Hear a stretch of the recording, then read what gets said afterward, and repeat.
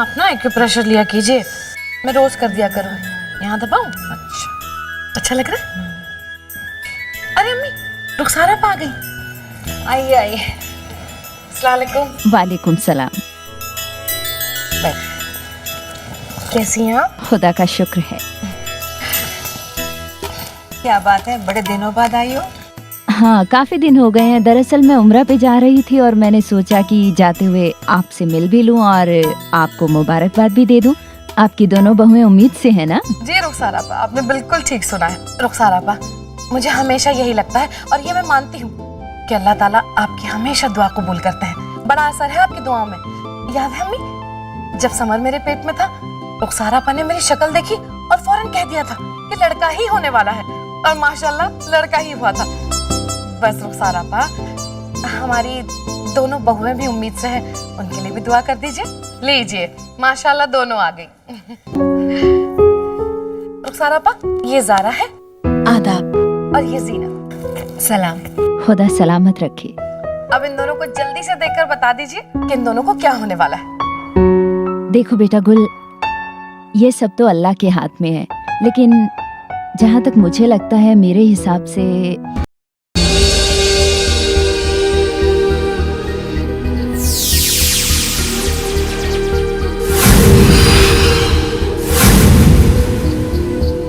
ज़ारा की कोख में लड़की और ज़ीनत की कोख में लड़का है।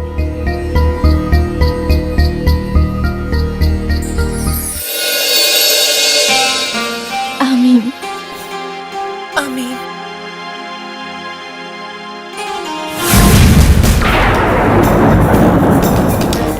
बहुत मोहब्बत थी ना मुझसे, तो फिर मेरे नाम एक फूटी कौड़ी भी क्यों नहीं छोड़ी तुमने?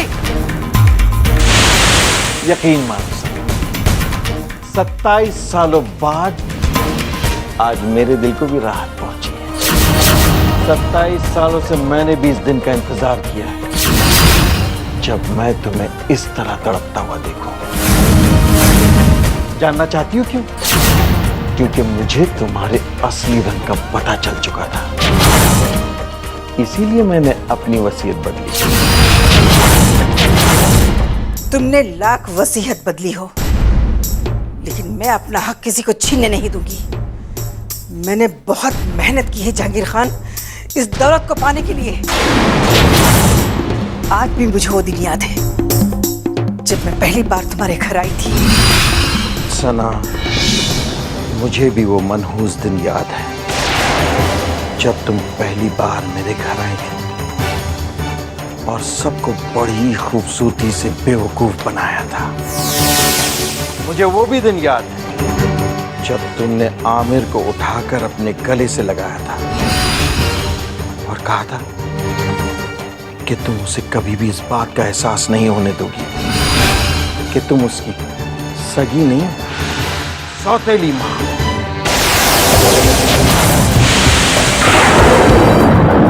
हाँ, देखो ना, आज तक मैंने उसे इस बात का एहसास भी नहीं होने दिया। उसे भी नहीं मालूम कि मैं उसकी सगी मां नहीं हूं। बेचारा, दवाइयों की बजाय मैं उसे जहर देती आई, लेकिन उसे इस बात का एहसास तक नहीं होने दिया। यहाँ तक कि जब ज़ारा ने मुझे रंगे हाथों पकड़ लिया था, तब भी तुम्हारे बेटे आमिर ने मेरी तरफदारी की। आमिर तो आमिर, आपकी अम्मी भी कम बेवकूफ नहीं है। तभी तो सबसे कुरान की कसम कहा कि आमिर के कानों तक कभी ये बात नहीं पहुंचनी चाहिए कि मैं उसकी सौतेली मां हूं, सगी नहीं। सना, तुमने हर उस माँ के नाम को गाली दी है जो सौतेली होने के बावजूद दूसरे की औलाद को अपना खून समझकर पालती है। बहुत हो गया नाटक, अब पर्दा गिरने का वक्त आ गया है। तुम्हारी मौत का वक्त। बहुत जल्द नए पेपर तैयार हो जाएंगे, उस पर तुम्हें साइन करना होगा। उसमें लिखा होगा दूसरी वसीयत झूठी है और तुमने सारी जायदाद मेरे नाम कर दी है। सना, ऐसा कभी नहीं होगा।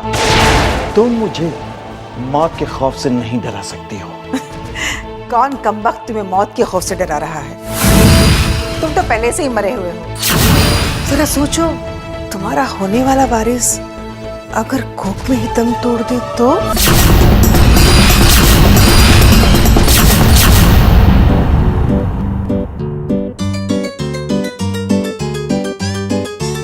हाँ हाँ डॉक्टर साहब, 4 बजे बिल्कुल ठीक है। 1 मिनट, मैं मरीज से पूछ के बताती हूँ कि वो चल सकती है या नहीं। पुपी जान, आप 4 बजे मसरूफ तो नहीं? डॉक्टर साहब 4 बजे बिल्कुल ठीक है। अरे हाँ हाँ, पक्का फुल और फाइनल पागल है। कौन है? झूठ बोलूं तो जुबान जल जाए ऐसा की, मगर उन्हें इलाज की सख्त जरूरत है डॉक्टर साहब। देखिए ना, ब्रेड पर इस वक्त मिर्च लगाकर खा रही है। हाँ हाँ, पागलपन के सारे आसार नजर आते हैं। ये क्या बदतमीजी हो रही है? हाँ? बदतमीजी कहाँ पुप्पी जान? अरे आयशा तो आपका ख्याल रख रही है। वाह, क्या खूब गुल खिलाए आपने। और जिस झगड़े को पैदा करने में ताली बजा बजा के आयशा के हाथ थक गए थे, उसे चुटकी भर में खत्म कर दिया आपने। अरे क्या किया मैंने? क्या जरूरत थी रुखसार को यहाँ लाने की? हाँ? अभी शोले नहीं भड़के और आपने फ्रिज का ठंडा पानी लाकर डाल दिया उस पर। अब जीनत को पता चल गया ना कि उसी के कोख में इस घर का वारिस पड़ रहा है। अरे अब वो क्यों झगड़ेगी सारा के साथ? तुम इतनी बेवकूफ क्यों हो? तुम्हें पता भी है कि मैं क्यों खा रही हूँ? कि मिर्ची खाने से क्या होता है, दिमाग तेज हो जाता है। तेज बिल्कुल, तीखे तीखे ख्यालात आने लगते हैं, आइडियाज आते हैं, समझी तुम? ये जो तुम रुखसार आपा की बात लेकर बैठ गई हो ना, तो फिर मुझे एक बात बताओ। अरे अगर वो ये कह भी देती कि जीनत को बेटा नहीं बेटी होगी, तो हमें क्या फर्क पड़ता? आयशा बीबी, इन सब बातों पर से तुम अपना ध्यान हटाओ और अब मेरी जो बात मैं कहने वाली हूँ वो गौर से सुनो।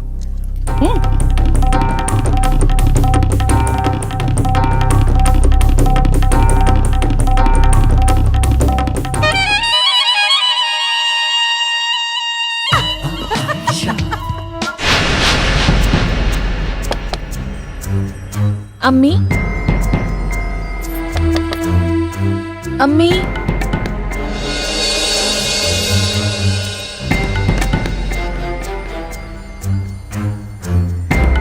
अम्मी कहाँ गई? जरूर बाथरूम में ही होंगी।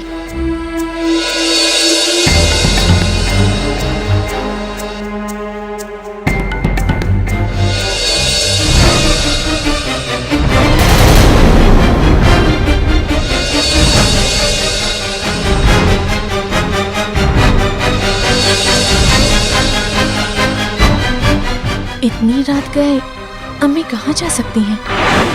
आखिर मुझे हर बार ऐसा क्यों लगता है कि कुछ न कुछ बात तो जरूर है जिसे अम्मी छुपा रही हैं। मगर जो कुछ भी मेरी आंखों ने देखा है,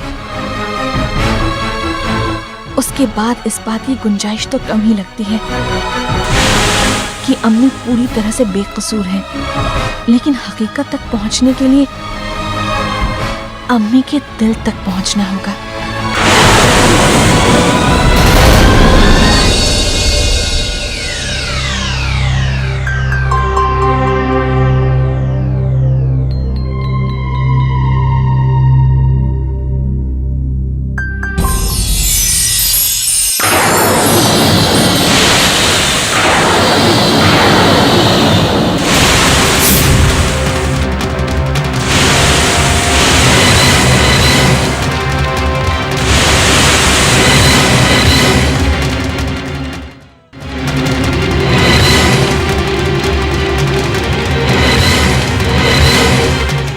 ज़ारा, तुम अभी तक सोई नहीं, यहाँ क्या कर रही हो बेटा? हम आप ही का इंतजार कर रहे थे अम्मी जान, ताकि आपको खाना खिला सके। सुभान अल्लाह, तुम मेरा कितना ख्याल रखती हो बेटा। अम्मी जान, ख्याल नहीं, ये तो हमारा फर्ज है। आखिर आपने हमें इतने बड़े गुनाह के लिए माफ जो कर दिया, जो माफी के काबिल ही नहीं था। आखिर हमारा भी तो कुछ फर्ज बनता है आपकी तरफ। मगर अफसोस बेटा, मैं तो खाना खाकर आई हूँ। दरअसल मेरी एक पुरानी सहेली। शकीला बेगम? बेटा वो तो अम्मी, आज शाम जब आप नमाज पढ़ रही थी तभी उनका फोन आया था। आप नमाज में थी तभी हम उनकी बात नहीं करवा पाए आपसे, और हम माफी चाहते हैं कि आपको बताना भी भूल गए। आप उन्हीं के यहाँ से आ रही हैं ना? हाँ, शकीला के पास गई थी ना। दरअसल बाद में उसी का फोन आ गया था। तो उन्होंने क्या आपको बताया नहीं कि उनकी हमसे बात हुई थी? हाँ बताया ना, सब कुछ बताया। दरअसल वो बहुत अरसे के बाद आई थी, मैं उसी के पास डिनर के लिए गई थी। अच्छा बेटा, मुझे बहुत नींद आ रही है, तुम भी जाकर सो जाओ ना। शब्बा खैर बेटा। शब्बा खैर।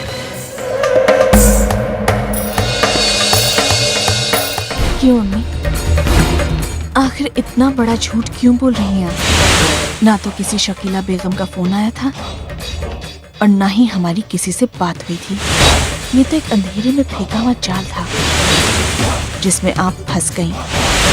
आखिर इस झूठ के पीछे कौन सा रास्ता फल है, ये सब मैं जानकर ही रहूंगी।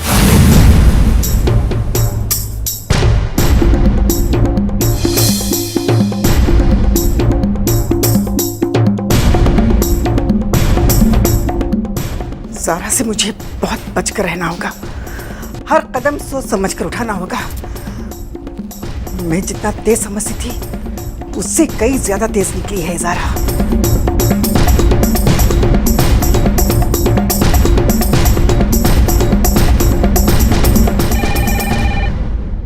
हेलो, मैं बोल रही हूँ सना जहांगीर खान।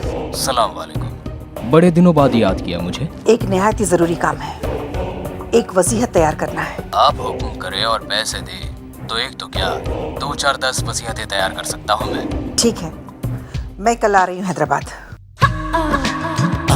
आयशा,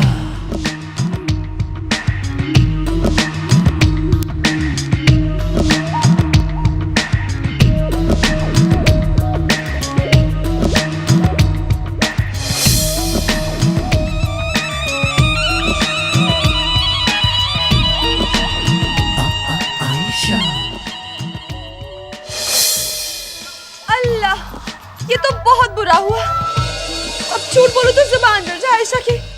मगर अगर आयशा का बस चले ना तो ऐसे लोगों को लखनऊ के बड़े कब्रिस्तान में जिंदा दफना दे। अब देखो, इससे पहले कि आयशा का गुस्सा और बढ़ जाए, आयशा फोन रखती है। खुदा हाफिज। क्या हुआ भाभी, किसे दफनाने की बात कर रही हैं? तुमको, अब तुमको क्या बताऊं मैं ज़ारा बीबी। तुम्हें पता है लखनऊ में आयशा की एक बहुत अच्छी सहेली रहती है। पहली बार जब उसे बेटी हुई ना तो पूरा ससुराल खुश था, लेकिन अब जब बेटा हुआ है तो बेचारी बेटी की तरफ रवैया ही बदल गया। अब तुम ही कहो, बेटा और बेटी में इतना फर्क। अल्लाह, ये तो वाकई बहुत बुरी बात है ना?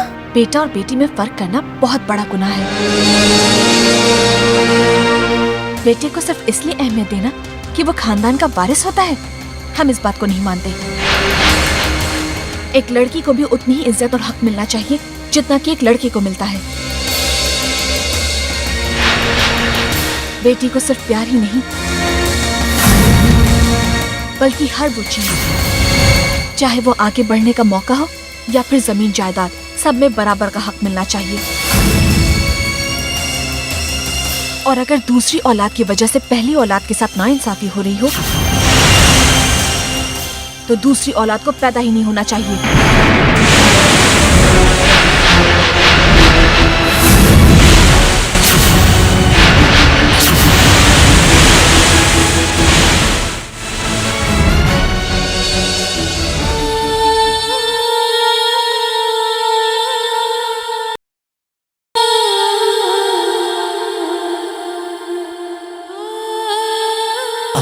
आयशा,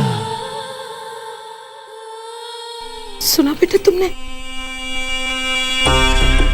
सुना तुमने क्या कहा तुम्हारी बहन ज़ारा ने? दूसरा बच्चा पैदा ही नहीं होना चाहिए। अरे सीधा सीधा इशारा किया उसने तुम्हारी तरफ। दूसरा बच्चा तो तुम्हें ही होने वाला है ना? या अल्लाह, तौबा तौबा। बच्चा पैदा हुआ नहीं और उसकी जान लेने की बात शुरू हो गई। हाय अल्लाह।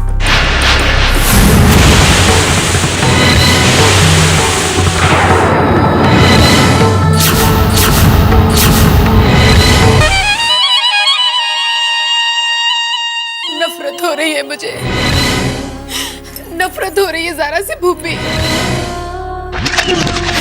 उसके सारे सितम सह लिए मैंने, लेकिन मेरी होने वाली औलाद के बारे में वो ऐसा सोच भी कैसे सकती है? कैसे भूपी? आज मैं उससे पूछना चाहती हूँ। इस वक्त ज़ारा के पास जाकर उससे लड़ाई झगड़ा करने से कोई फायदा नहीं बेटा। अपने जज्बात पर काबू रखो जीनू। चुप हो जा मेरी बच्ची। बेटा तुम बहुत भोली हो और वो ज़ारा बहुत चालाक है। फिर से तुम्हें कुछ उल्टी सीधी पट्टी पढ़ाएगी और तुम्हें बातों में उलझा देगी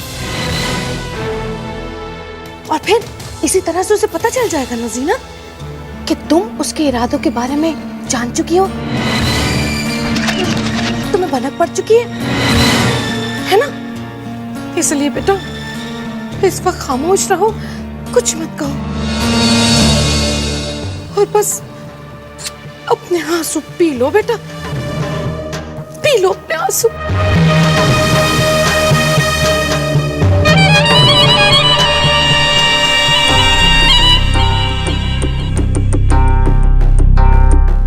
बस इसी तरह तुम आंसू पीती रहो और मैं तुम दोनों बहनों को आंसू पिलाती रहूं। अभी तो ट्रेन चली है, असली छुक छुक और धक धक तो बाकी है जीनत बेटा।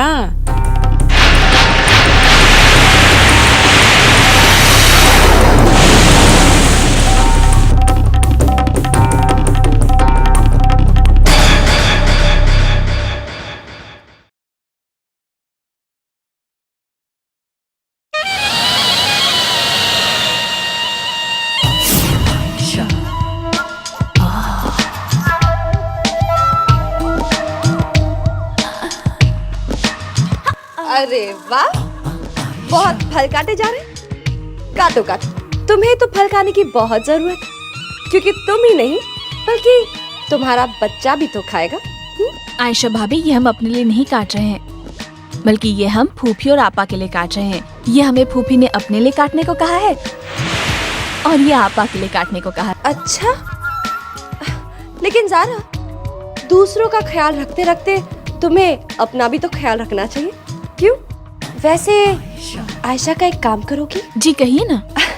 आयशा को ना तुम्हारी हाथ की बनी हुई चाय पीने का बहुत दिल कर रहा है। एक अच्छी सी चाय बना दो। जब तक आयशा ये फल जीनत को देकर आती। जी। जरा कड़क चाय बनाना। जी।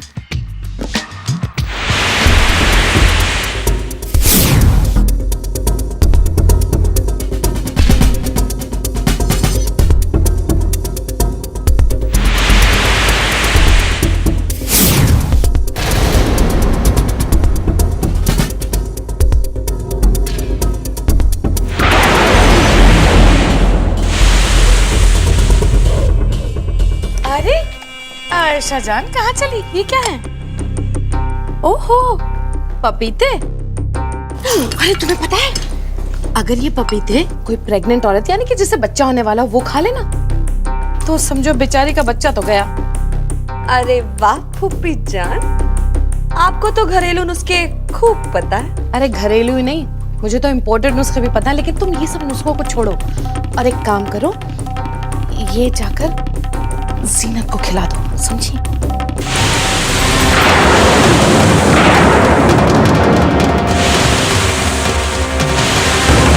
जान, कहीं इसमें हम दोनों फंस ना जाए। अरे कुछ कहूंगी तो बुरा मान जाओगी, फंसने वाली क्या बात है इसमें? समझा करो आयशा जान, ये काम तुम कर दो, बाकी मैं हूं ना, मैं सब कुछ संभाल लूंगी। तुम हमेशा की तरह अच्छी एक्टिंग करना, समझी? आप फिक्र न कीजिए।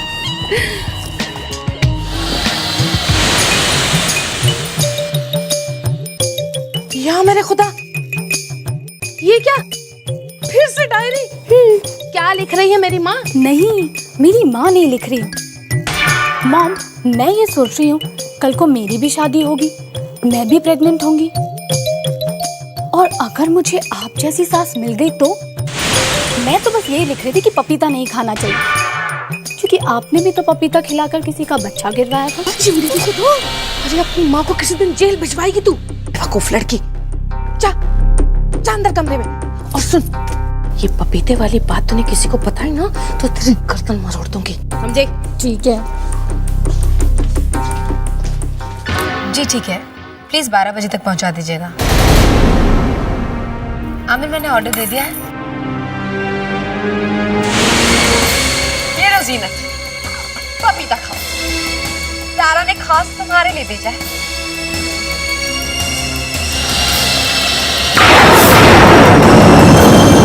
थैंक्स।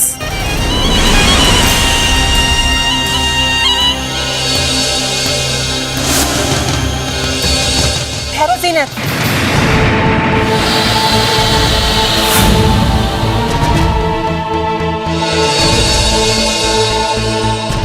क्या कर रही हो तुम?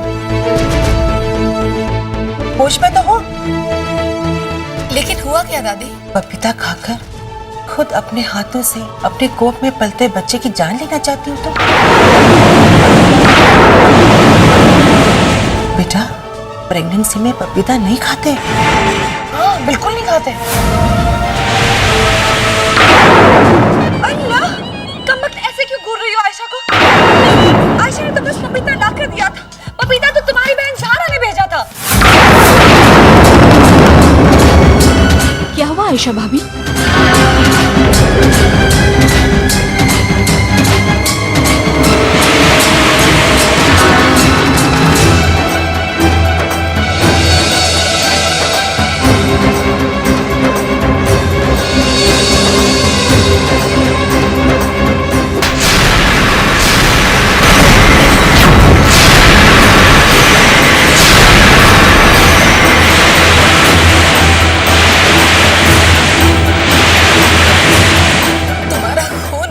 सफेद हो जाएगा ज़ारा, मैंने कभी सोचा भी नहीं था।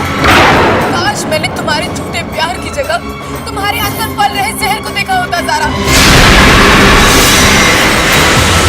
तुम मेरे बच्चे को मारना चाहते हो, और वो भी सिर्फ इसलिए ना ताकि मैं तुम्हारी जगह इस घर को वारिस न दे दूं, जिससे इस घर की जायदाद मिलेगी। इसलिए ना ज़ारा, बोलो ना। आप ऐसा सोच भी कैसे सकती हैं? ज़ारा, कमाल करती हो तुम भी। अब कुछ कहूंगी ना तो बुरा मान जाओगी। बहुत प्यार करती हो अपनी बहन जीनत से, तभी उसके लिए पपीता भेजा, कोई और फल नहीं मिला।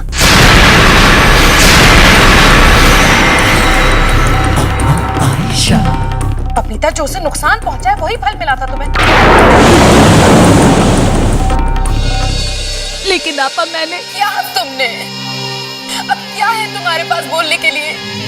वो तो अच्छा हुआ जो दादी माँ वक्त पर आ गई, वरना पता नहीं क्या हो जाता। क्या चाहती हो ज़ारा, कि मेरा मिसकैरेज हो जाए, मैं इस घर को वारिस न दे पाऊं? नहीं आपा, हमने ऐसा कुछ भी नहीं किया है। आयशा भाभी, आप खामोश क्यों हैं? बताइए ना। अरे आयशा क्या बताए? हाँ, तुम्हारे चक्कर में मुफ्त में आयशा बदनाम हो रही है, जबकि तुम्ही ने पपीता दिया था ना आयशा को जीनत को देने के लिए।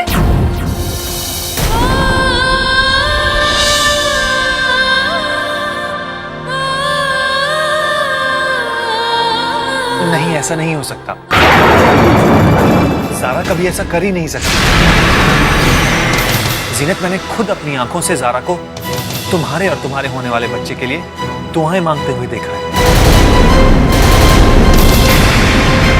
और मैंने खुद अपनी आंखों से इसे मेरे बच्चे को खत्म करने के ख्वाब बुनते हुए देखा है। जीनत, तुम ज़ारा को पहचानने में भूल कर रही हो। भूल तो आप कर रहे हैं आमिर।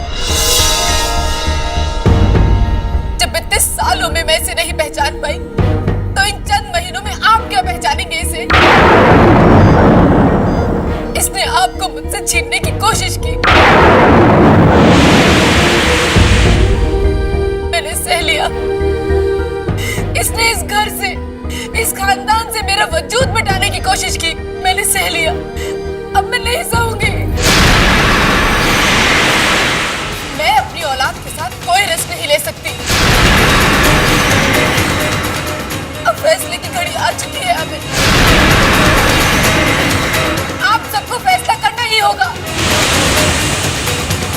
इस छत के नीचे या तो ज़ारा रहेगी या ज़ीनत।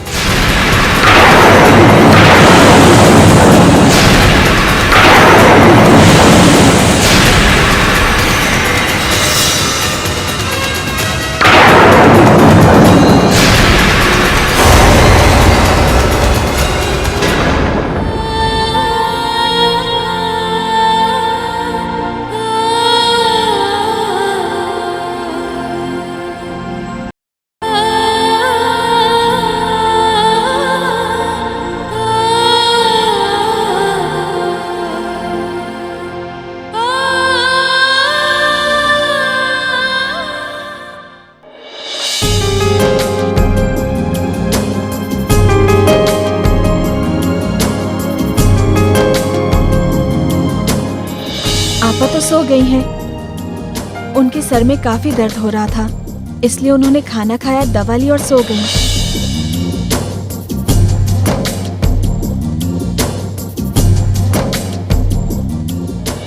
एक लड़की को भी उतनी ही इज्जत और हक मिलना चाहिए जितना कि एक लड़के को मिलता है।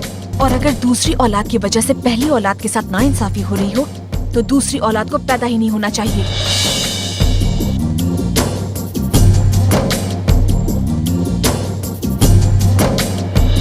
ज़ारा कभी ऐसा कर ही नहीं सकती।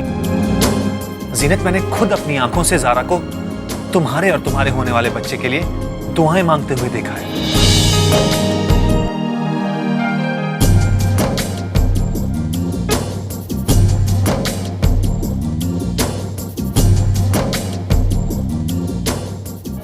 ये वही आंसू हैं जिन्होंने मेरे दिल में उस गलतफहमी की दीवार को कितना मजबूत कर रखा था कि मेरी बहन मेरे खिलाफ कोई साजिश रच ही नहीं सकती। जब तुम दो बहन के रिश्तों को दो सौतन के रिश्तों में बदल सकती हो, तो तुम कुछ भी कर सकती हो।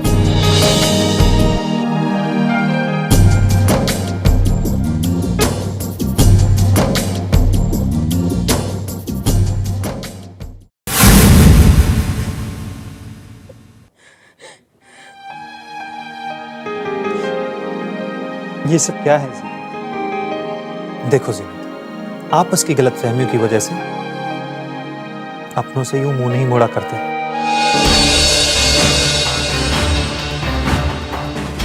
गलतफहमी? ताज्जुब हो रहा है आमिर कि आप अब भी इसे गलतफहमी समझ रहे हैं। कहीं आपकी ये सोच आपको फैसला लेने में कमजोर न कर दे आमिर। किस फैसले की बात कर रही हो जीनत?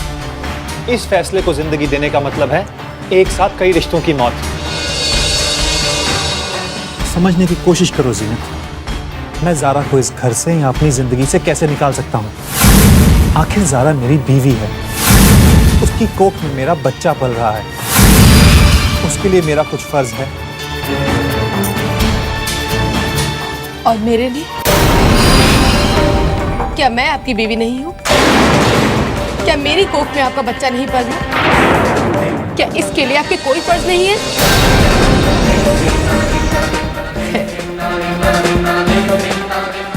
आप ज़ारा को जाने के लिए नहीं कह सकते ना? कोई बात नहीं, आप उसकी फिक्र कीजिए जो आपकी जिंदगी में है, और मुझे उसकी फिक्र करने दीजिए जो मेरी जिंदगी में आने वाला है। शौहर ने अपना फैसला सुना दिया हमें, अब एक माँ को फैसला लेने दीजिए।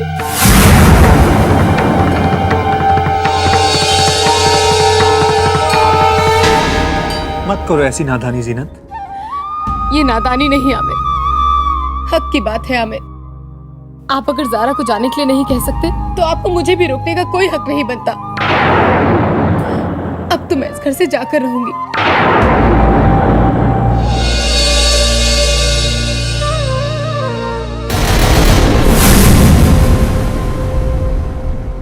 तौबा, आयशा की तो समझ में नहीं आ रहा है कि ये सब कैसे हो गया। अरे तुमने तो आज तक किसी का बुरा नहीं चाहा, फिर भी तुम्हारे साथ ऐसे बर्ताव किया गया जैसे तुम इस घर की सबसे बड़ी दुश्मन। झूठ बोलूं तो जुबान चल जाए आयशा की, मगर जीनत ने इस मौके का अच्छा फायदा उठाया। अरे कमबख्त तुम्हें इस घर से बाहर निकालने की बातें कर रही, जैसे इस घर पे तुम्हारा कोई हक ही नहीं बनता। सारा, आयशा की बात मानो और जाके जीनत से कह दो कि उसे जहां जाना है वो जा सकती है, लेकिन तुम इस घर से कहीं नहीं जाओगी। नहीं आयशा भाभी, जीनत आपा इस घर से कहीं नहीं जाएंगी। आमिर पर और इस घर पर सबसे पहला हक उनका है।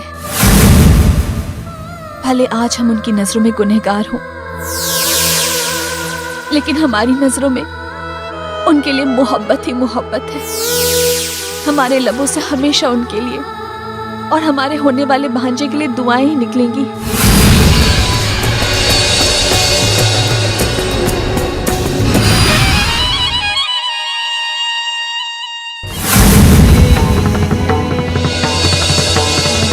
जीनत, खुदा के वास्ते मौके की नजाकत को समझिए और यूं घर छोड़ के मत जाइए।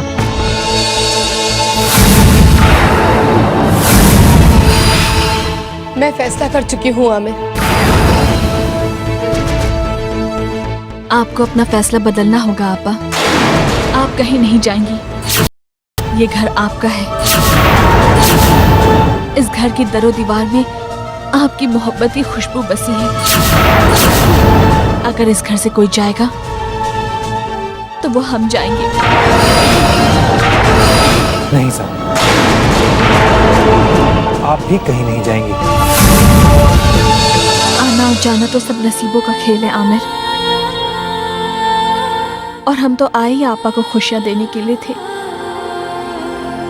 अगर हमारे जाने से आपा को खुशियां मिलती हैं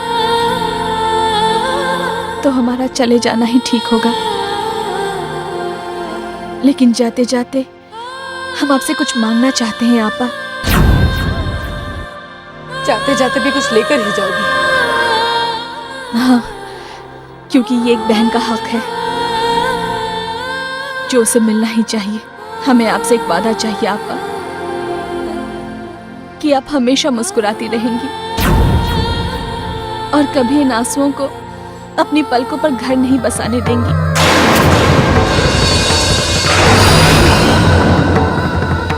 आपको यकीन हो चाहे ना हो, लेकिन हमारा दिल आपके लिए और आपके होने वाले बच्चे के लिए हमेशा दुआएं मांगता रहेगा कि आपके सब गम मेरे और हमारी सारी खुशियां आपकी।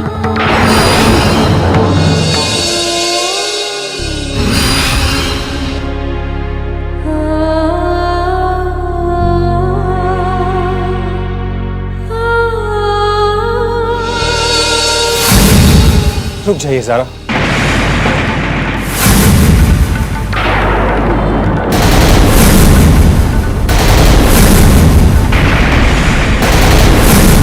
हमें मत रोकिए आमिर, और ना ही हमारे पीछे आइए। हमारी आपा को आपकी जरूरत है। और आपको हमारी जरूरत नहीं है। हमारे लिए हमारी जरूरत से ज्यादा हमारी आपा की खुशियां हैं। और मेरा क्या है? हमारी आपा की खुशियों की मंजिल आप हैं आमिर। हमें जाने दीजिए आमिर।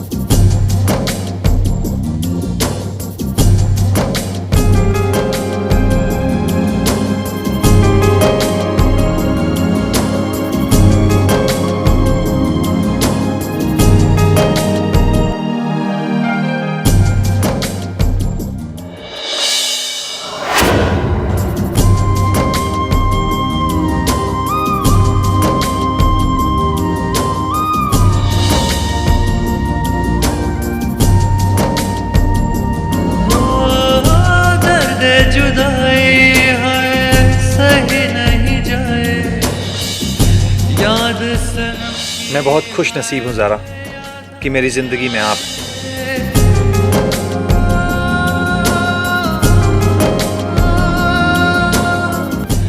ना तो मैं एक बहन होकर दूसरी बहन का हक छीनना चाहती हूँ और ना ही एक माँ होकर दूसरी माँ का। पहले फूफी पे इल्जाम लगाया, फिर अम्मी पर, अब किस पे इल्जाम लगाने का इरादा है? दादी पर या मुझ पर? मत भूलो सारा कि आमिर सिर्फ तुम्हारे शौहर नहीं है, वो मेरे भी शौहर हैं। और तुम तो ऐसे बात कर रही हो जैसे कि इस पूरे घर में आमिर की फिक्र सिर्फ तुम्हें। काश मैंने तुम्हारे झूठे प्यार की जगह तुम्हारे अंदर पल रहे जहर को देखा होता ज़ारा। क्या चाहती हो ज़ारा कि मेरा मिसकैरेज हो जाए?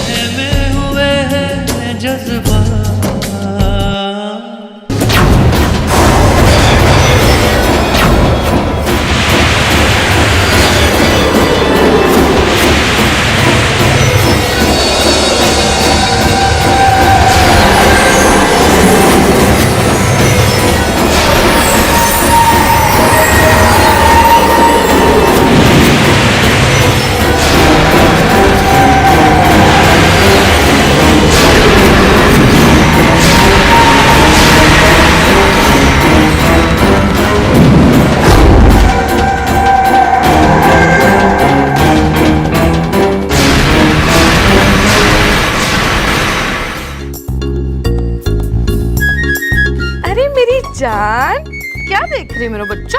दूल्हा। किसके लिए? मम्मा आप भी कितनी डम्बो हो गई हो ना। आपकी शादी तो हो चुकी है। हाँ तो फिर इतना सवाल क्यों पूछ रही हो? कुंवारी तो मैं हूँ ना, शादी मेरी नहीं हुई है, इसलिए मैं अपने लिए दूल्हा देख रही हूँ। क्योंकि आमिर से शादी करने के सारे ख्वाब तो चकनाचूर हो गए। अब कुछ कहूंगी ना शीरिन तो तू बुरा मान जाएगी, लेकिन नाक साफ करनी आती नहीं तुझे। चलिए दूल्हा ढूंढने। तुझे क्या पता क्या सही है क्या गलत है? ला मैं देखती हूँ तस्वीरें। आप सब रिजेक्ट कर दोगी, छोड़ो। अरे नहीं करूंगी ना, दे। या मेरे खुदा, ये सब क्या है? ये तो सब खूसट बुढ़ियों की तस्वीरें हैं। मेरे अल्लाह, ये बेदिमाग बेअक्ल लड़की से मेरा पीछा कब छुड़वाएगा तू? मम्मा जरा सोचिए, लड़का सिलेक्ट करने से पहले ये जरूरी है कि मैं सास सिलेक्ट करूं, क्योंकि मुझे दिन भर उसी के साथ तो घर में रहना है ना। और ये जरूरी है कि वो आपकी तरह होनी चाहिए। अल्लाह, शिरीन जान, ये कसम मत करो। अब झूठ बोलूं तो? एक मिनट, जुबान जल जाए आयशा की, राइट? माशाल्लाह, बिल्कुल अपनी अम्मी जान पर गई हो। इसलिए आयशा की बात मानो और अपनी अम्मी की तरह सास मत ढूंढो, वरना तुम्हारा भी वही हाल होगा जो बेचारी सारा का। थैंक यू, आपने मुझे ये बात बता दी, क्योंकि मैंने ऐसी ही सास सिलेक्ट की थी जिसकी नाक बिल्कुल मम्मी से मिलती है। बच्ची बच गई। चलो शिरीन, हम तुम्हारे लिए अच्छी सास ढूंढते हैं।